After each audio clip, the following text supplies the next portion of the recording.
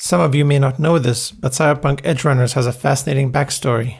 Cyberpunk as a sci-fi genre has been prevalent in pop culture, especially in the 80s and 90s, with films such as Blade Runner, RoboCop, Ghost in the Shell, and Mad Max. The dark and gritty visions of the future has kept audiences engaged and provided creators with a world for creativity and action to flourish, whether it's movies, games, animation, or music. So when CD Projekt Red announced that they got the rights to make a Cyberpunk video game based on the tabletop RPG of the same name, fans expected a home run. It wasn't. With the terrible launch of Cyberpunk 2077, CD Projekt Red had to do something to win back the Cyberpunk fanbase, so they got Studio Trigger to produce an anime based on the franchise. In 2022, Cyberpunk Edgerunners was released on Netflix and rekindled the interest in the cyberpunk world and the video game. They say there's no such thing as a second first impression, but CD Projekt Red and Studio Trigger managed to make that happen. By that point, many of the game's bugs were fixed, and the anime gave viewers an easily digestible, grounded story to ease them into the setting. Cyberpunk Edgerunners was turning out to be what Arcane was to League of Legends. But is Edgerunners as amazing and groundbreaking as many of the YouTubers think? I personally don't think so, but that doesn't mean there's nothing to gain from the anime. In fact, I think it's better than many of the other shows that came out that year. Studio Trigger is known for producing over-the-top action, unique art style, and iconic characters. So if anyone's going to bring back the cyberpunk genre from the dead, it's going to be them. More importantly, they're a studio that respects visual storytelling, which is why I think it's worth analyzing the first episode scene by scene and finding out what we can learn from their creative decisions. The opening scene immediately throws us into the cyberpunk world. The scenery is as cyberpunk as it can get. There are neon lights, advert-covered buildings, rain, vibrant holograms, and a gun-toting, cybernetically enhanced cyberpsycho ready to cause some havoc. Looking to get shot? And havoc he causes, as he attacks a squad of police officers. But the battle between the police and the cyberpsycho is not just a spectacle. It takes time to introduce the audience to visual cues and mechanics of the world. First, we see the cyberpsycho's eyes glitch out, which is emphasized by a close-up as well. That remains consistent throughout the show as an indicator of someone affected by cyberpsychosis. Second, someone with cybernetic augmentations can soak up a lot of bullets. However, there is a bullet count, which not many action films have, but Edgerunner characters take time to reload and other characters are smart enough to take advantage of this, which leads to the introduction of cyber weapons. Just because someone is out of bullets doesn't mean they're not dangerous. I do wonder if it would not have been cooler if the cyber psycho did run out of bullets and ends up using the cyber weapons to take out the rest of the cops. He could pick up the weapon afterwards and use it on the helicopter, so it wouldn't make much difference in terms of the story. I don't know, I might just like the blades that much. We are also introduced to the slow motion mechanic, during which a character can move at an insane speed for a period of time. The shifting color indicates that he entered a different realm outside of everyone else's perception. The after image also visually depicts each action that the cyber psycho takes, emphasizing just how much he can do within this state. All these mechanics occur several times in the series and are used to build tension. The escalating threat level catches the attention of MaxTech, a military-grade law enforcement unit specializing in combating cyber psychos. The transition from blue tones to an ominous red hue symbolizes imminent danger and signifies a shift in the dynamics of the battle, as MaxTech has no trouble neutralizing the threat. Another thing to note is the use of color in the muzzle flashes to signify how powerful the weapon is. Yellow muzzle flashes seem to indicate a weaker weapon or ammunition, while the blue one indicates a much more powerful weapon. That's why the cyber psycho is actually affected by the bullets now. In the climactic moment, a member of MaxTech boldly moves closer to deliver the decisive blow. Presented from a first-person perspective, the viewers are granted a glimpse of what the cyber psycho sees in his final moments. With that, we cut to a teenager reacting to the whole experience through a VR headset. This is David Martinez, our protagonist. The wide shot effectively conveys David's location, establishing that he is in the safety of his home. Visually, this is enforced by the juxtaposition between the cool interior colors compared to the saturated red light coming through the window. The red hue provides a connection between the psycho attack and where David is, almost like it was happening next to him. Red also invokes a sense of danger, but can also symbolize passion and excitement, so it complements the narrative well. Suddenly, a Ripper Doc calls David. So, what do you think? Still warm, that? While this may seem like a minor detail, the logistics of how Doc knows when David finished the simulation raises a question. Is there a connection between the headset and Doc? Or perhaps Doc delivered the simulation through the web-based interface or something like that? That can't be right since David removes a physical cartridge, suggesting that it's a physical item.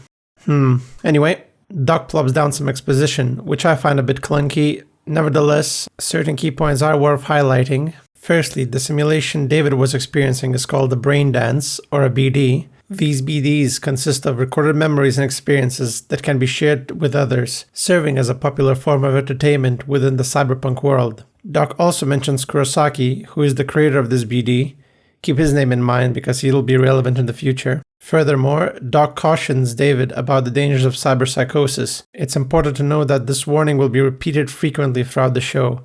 A little bit too frequently. Cyberpsychosis ain't no joke. Keep fucking around and that implant gonna scramble your brain. Fight all you want, the Sandy will drive you mad eventually. They know they're sane until they're not.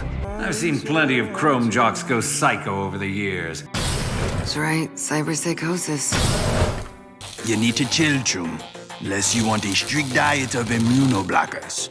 After another explicit BD scene I cannot share on YouTube, the scene transitions to David seated in front of a washing machine. Visually, this shot conveys more than just his location. David appears trapped within the confines of this tight space. His expression reflects a sense of monotony, indicating that it's a safe yet boring environment. He is confined to a bubble, distanced from the thrilling and dangerous experiences he encountered the previous night. Keep the shot in mind for later. We are also introduced to David's mother, Gloria Martinez, who works late nights to support her son. However, it's evident that their financial situation is dire, as emphasized by their dialogue. Don't go cutting corners, Dee. Already cashed my paycheck. You'll get it updated right. Hear me? Mom, seriously, just feed the washer, all right?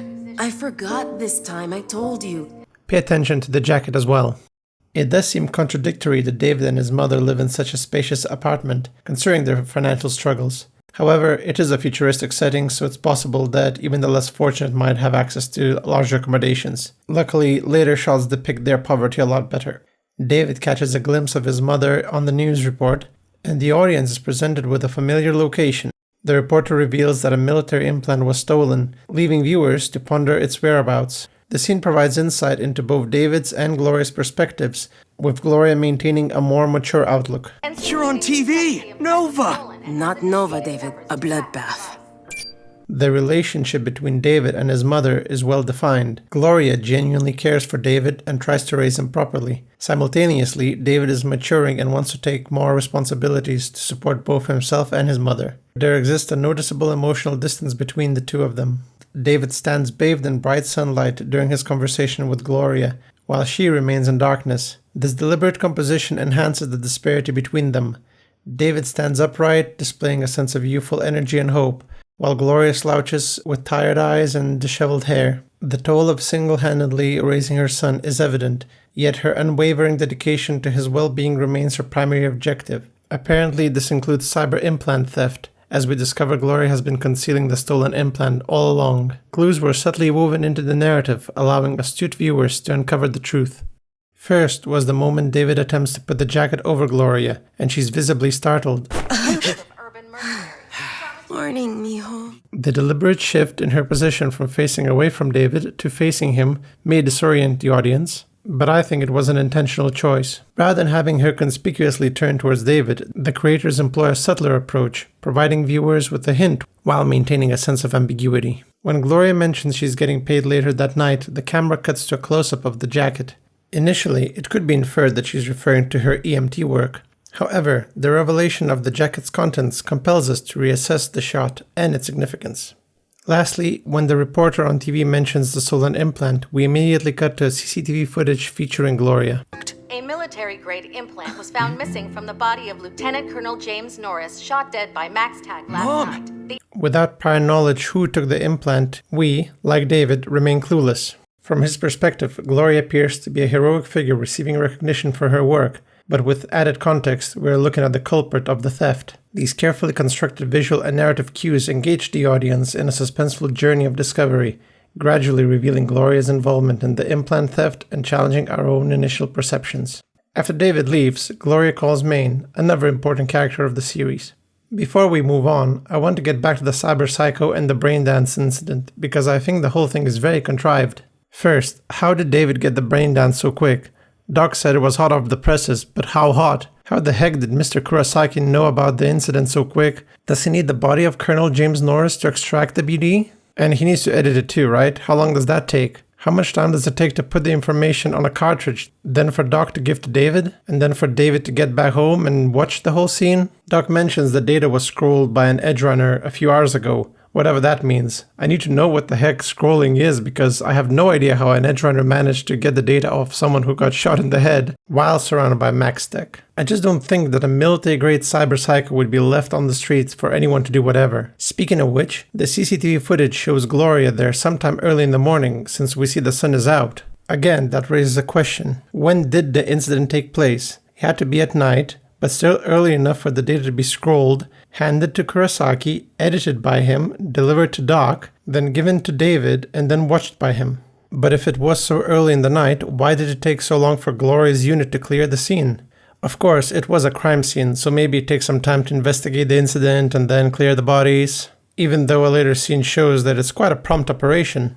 But when did Gloria steal the implant as well? Did she steal it first, then go back to the other bodies? That doesn't make sense, because when we see her with the jacket on, we know that that's where she's hiding it. If she hid it somewhere else and then went back to work, why didn't she just keep it in the location until she contacted Maine? Best case scenario I could think of is that Gloria and her team took the bodies to medical. Maybe there was a staff member taking off the cybernetic augmentations while Gloria was taking care of the other bodies. Then after she was done, she went back and took the implant. If that was the case, then it would narrow down the list of suspects significantly. And if that was the case, how did the news break out so quick? I don't know, it just seems very contrived, but maybe I'm missing something. Let me know in the comments if you have an explanation. Anyway, let's get back to David. We are treated with a traveling sequence that offers us a view of Night City during the day.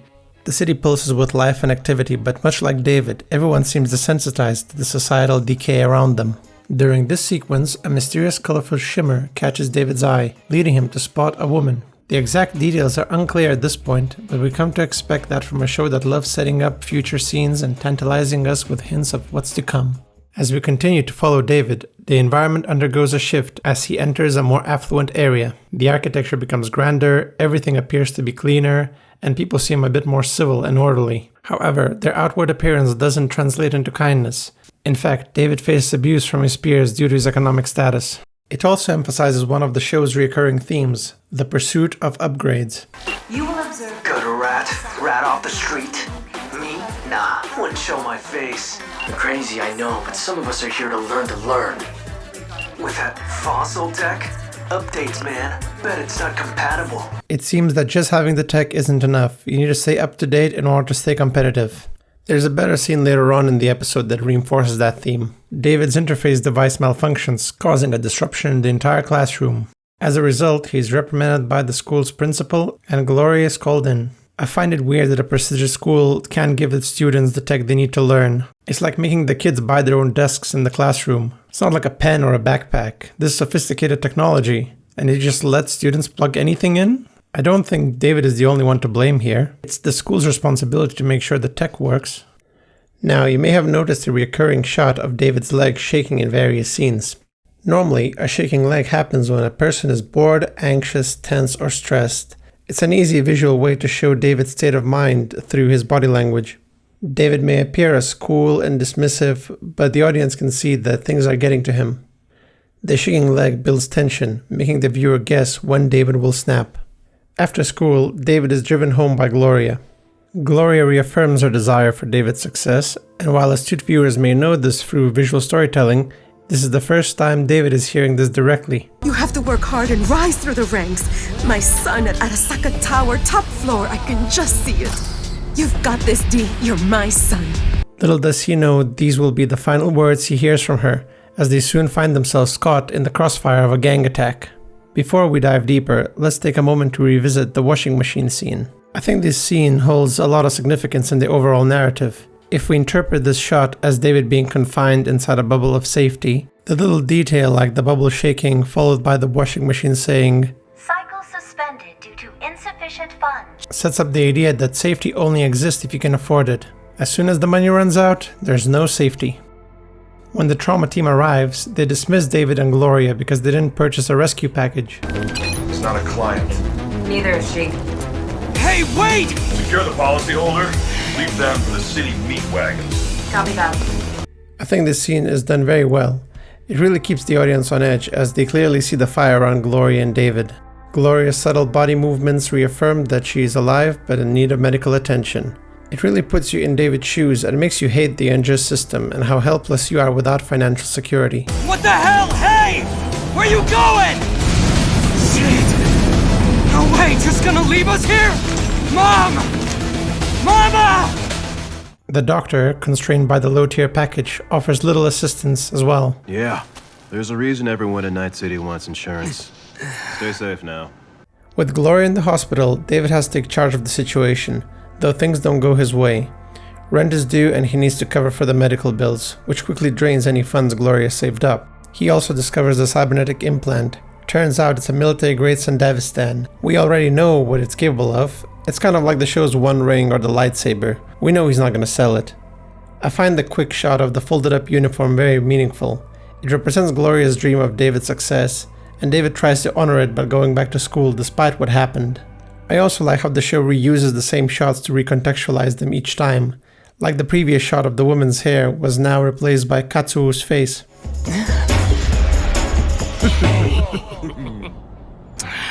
David is confronted by Katsuo and the other bullies. While the bully says he doesn't care about social status, I don't really buy it, and neither does David.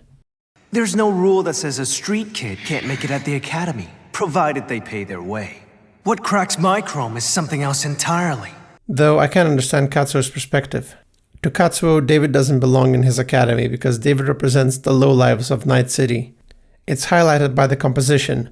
When Katsuo talks about trash, we see a guy sifting through the dumpster. When Katsuo mentions spreading it to others, we see people puking in the background.